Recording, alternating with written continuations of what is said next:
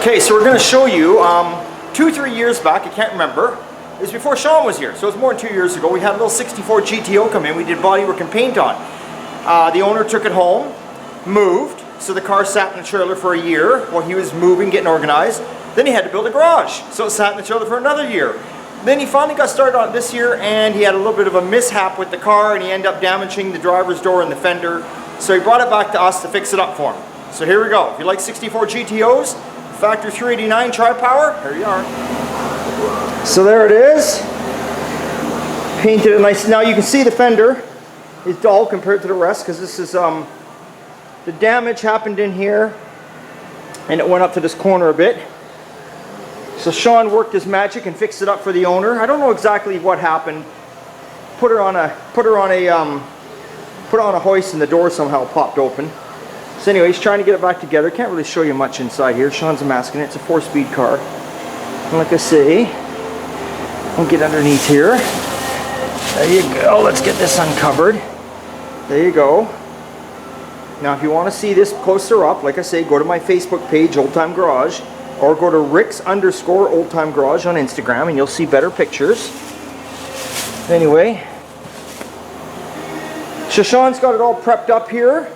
So what we do is Jared, our famous painter, Sean's hanging outside there, is going to come in, he's going to do a blend right here, then he's going to re-clear coat all this tonight. So that's what we get done. So there you go. And hopefully the owner brings it back when it's all done, but there you are, you can see. They're hiding from the camera. Everybody hides from the camera in this shop. Oh, come on, I'll make you famous.